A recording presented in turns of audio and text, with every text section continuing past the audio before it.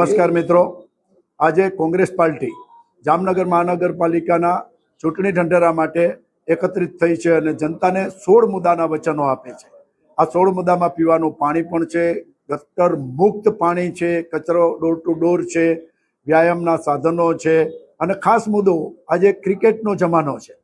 જામનગરની અંદર મહાન ક્રિકેટરો રણજી ટ્રોફી, દિલીપ ટ્રોફી જેના નામે રમાય છે એ જામનગરે આપેલી ભેટ છે। સલીમ દુરાની, વિનુ માકડ, અજય જાડેજા, રવિન્દ્ર જાડેજા જેવા વિશ્વ કક્ષાના જ્યારે ક્રિકેટરો જામનગરે આપ્યા છે।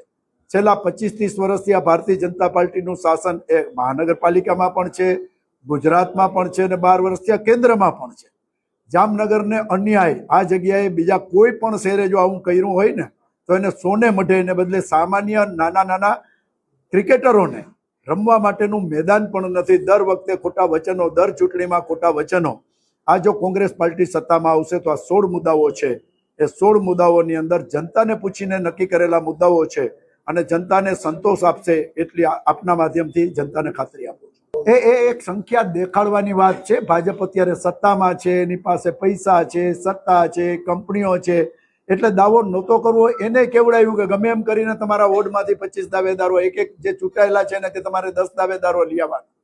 દાવેદારો ગમે એટલા હોય, છેલ્લે 64 ઉમેદવાર ભાજપના લડશે, 64 ઉમેદવાર કોંગ્રેસના લડશે અને નક્કી જનતા કરશે।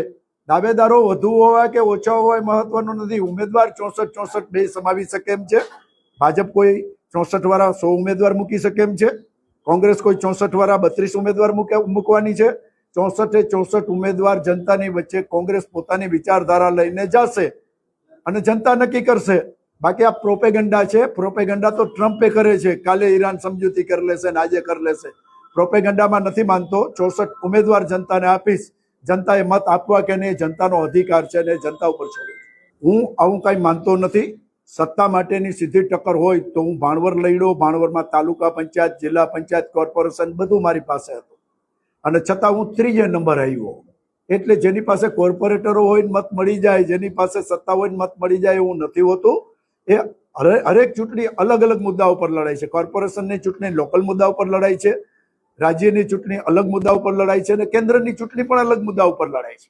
બીજેપી પાસે યુપીની અંદર સરકાર છે, એટલા ધારાસભ્યો છે, છતાં સંસદમાં એમની હાલત શું થઈ?